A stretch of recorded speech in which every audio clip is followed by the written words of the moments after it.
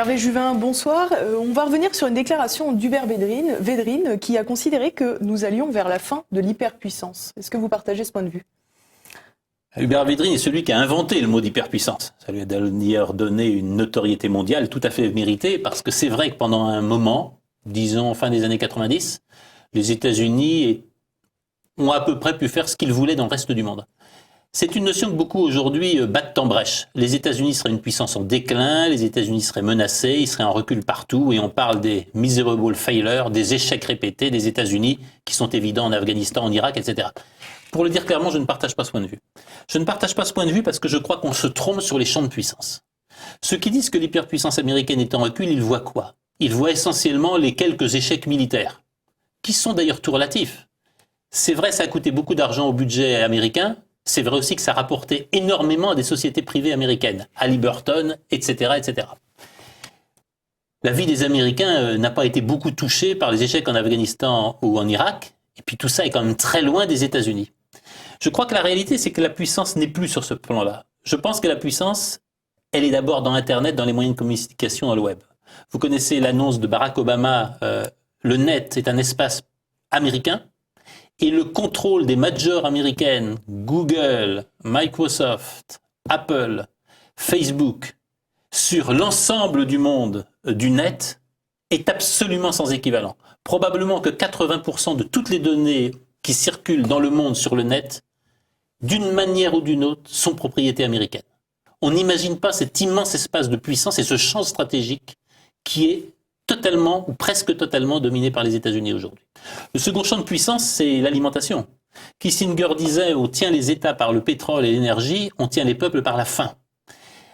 Les États-Unis sont une des premières puissances qui se soit positionnée sur le contrôle des flux alimentaires, mais c'est surtout la première puissance en termes d'aliments génétiquement modifiés, en termes de contrôle du vivant, en termes de brevets sur le vivant. Et dans le domaine du contrôle de l'alimentation de demain, les États-Unis sont dans une position qui n'a aucun rival dans le monde. Troisième élément, j'irai plus vite, c'est naturellement celui de l'espace. L'espace, lui aussi, est très largement propriété américaine. Et puis, pour terminer, la communication, les représentations. Partout dans le monde, il n'y a pas de mangrove, de brousse, de désert ou de bidonville qui ne soit totalement abreuvé d'images du mode de vie américain, des modèles américains et des systèmes américains. Jusque dans nos ordinateurs, les PowerPoint, les tableurs Excel, qui sont tellement en train de façonner notre conscience et notre intelligence, tout ça, ce sont des créations américaines. Et donc, je suis très prudent par rapport à la thèse du défaut de l'hyperpuissance. Ce que je crois, c'est que les États-Unis ont vécu une surchauffe stratégique. Je crois que les États-Unis vivent aujourd'hui un vertige stratégique qui les conduit en effet là à l'aventurisme, là à l'à peu près, là à une confusion assez grande, mais en aucun élément leur puissance fondamentale n'est en cause. Aujourd'hui, comme hier, les États-Unis demeurent la puissance majeure au monde et celle qui fait tout pour n'avoir ni concurrent ni égal. C'est probablement le point le plus important. On peut parler dans les colloques internationaux en se faisant plaisir d'un monde multipolaire, mais aujourd'hui, nous n'en prenons pas la route. Les États-Unis portent une attention extrême au fait qu'aucune puissance ne puisse ni les égaler, ni les menacer, ni même menacer leur emprise sur le reste du monde. Comment expliquez-vous cela avec une telle dette ? C'est très simple. Depuis la décision de Richard Nixon de rendre le dollar non convertible en or en août 71, décision entérinée par les accords de la Jamaïque, le dollar est de fait la monnaie mondiale. Ce qui fait que les États-Unis ont ce privilège qui est de pouvoir s'endetter partout dans le monde sans jamais avoir à payer pour leurs dettes. C'est un des éléments de la lutte anticorruption en Chine ou dans d'autres pays. Ces pays ont très bien compris que les États-Unis avaient des moyens de corruption absolument illimités. Ils peuvent émettre du dollar sans contrepartie. Et donc, si vous voulez défendre un tant soit peu votre souveraineté, c'est aussi un sujet pour l'Europe. La première chose est de conduire de manière extrêmement brutale, extrêmement définitive, la lutte contre la corruption, parce que la corruption, aujourd'hui, en dollars, vous permet d'acheter à peu près n'importe quel gouvernement et n'importe quelle complicité dans le monde. Ça n'est pas un hasard si la Chine, extrêmement soucieuse de sa souveraineté, extrêmement soucieuse de retrouver une voie chinoise du développement et de s'affirmer en tant que Chine dans le monde de demain, commence par se mettre à l'abri de toutes les opérations de corruption américaines. On vient d'évoquer le déclin français, le déclinisme français presque. Comment vous concevez les prochains projets de la France au sein de l'Union européenne et au sein du monde tout simplement ? Je suis d'abord très réservé sur le thème un peu éculé du déclin de la France. D'abord parce que le dire, c'est le faire advenir. Faisons très attention à ces affirmations qui créent un état de conscience et puis qui finalement dégradent tout. La deuxième chose, c'est que j'ai la chance de passer une partie de ma vie très loin, sur d'autres continents. Enfin, la France vue de l'extérieur, c'est pas tout à fait ce qu'on se raconte à l'intérieur. La France vue de l'extérieur, elle fait rêver. Millions de migrants qui n'ont qu'un rêve, venir en France. Mais la France, c'est aussi un mot quand vous le prononcez devant un haut fonctionnaire du Parti communiste chinois, quand vous le prononcez devant des membres de l'Académie des sciences de Moscou, quand vous le prononcez devant des universitaires brésiliens. Un éclair s'allume dans leurs yeux. Et la France, c'est quelque chose qui a été grand dans le monde. La France, c'est quelque chose qui les a inspirés. La France, c'est quelque chose qui a inspiré leur combat pour la justice, leur indépendance. Combien de combats pour l'indépendance ont été inspirés par les penseurs français? Et donc la France est beaucoup plus grande à l'extérieur qu'elle ne l'est malheureusement dans l'esprit des Français, peut-être même dans l'esprit de ceux qui la gouvernent. Donc si j'avais idée d'un projet pour la France ou une inquiétude, l'inquiétude c'est que la France se rêve en petit. C'est la petite Suisse, c'est un pays de rentier, c'est une petite partie de l'Union européenne qui a pour prêt renoncer à tout en Europe et dans le monde.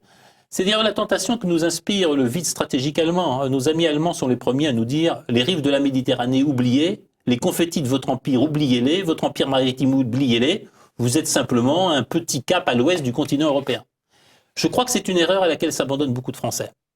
Je ne vais pas reprendre, la France n'existe que si elle est grande. Je dirais que la France existe d'abord par une présence au monde et une richesse au monde qui font sa singularité. Et quelque part, la tentation d'une petite France me paraît malthusienne, elle me paraît triste, et elle me paraît être l'inverse même de l'identité de la France. Si j'avais un projet pour la France, c'est d'abord de réaffirmer notre identité. On ne peut pas avoir de projet stratégique quand on ne sait pas qui on est. La phrase est éculée, il n'y a pas de port pour qui ne sait pas vers quoi il veut aller. Il n'y a pas non plus de port pour qui ne sait pas qui est sur le bateau. Il faut avoir une identité pour se projeter. Il faut avoir une identité pour se battre. Il faut avoir une identité pour décider ce qu'on veut faire ensemble. Et à partir de quoi on recrée une identité de la France?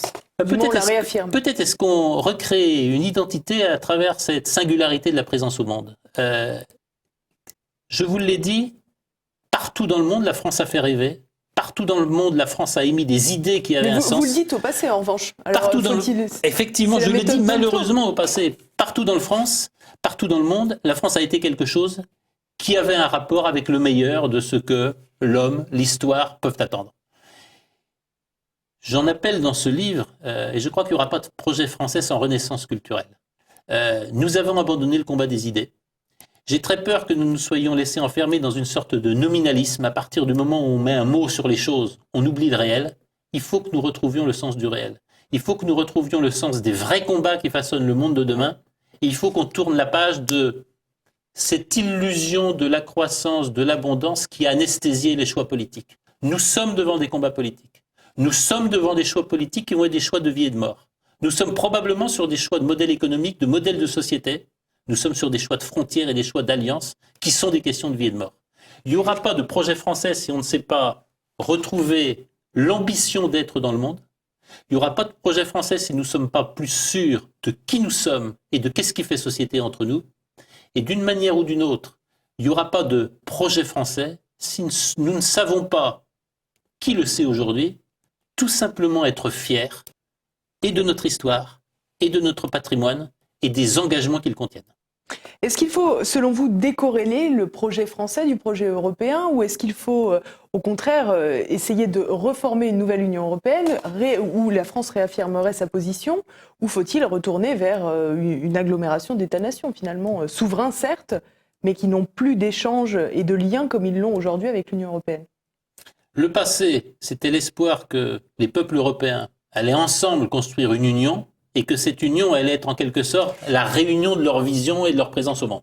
Et de leur puissance. Ça ne marche pas comme ça. C'est en train de ne pas marcher. On peut considérer au contraire que l'Europe se fait en négation de la volonté des peuples et que l'Europe est en train de multiplier les échelons de décision plus ou moins opaques qui, en clair, tuent nos démocraties et tuent la capacité de nos peuples à décider d'eux-mêmes.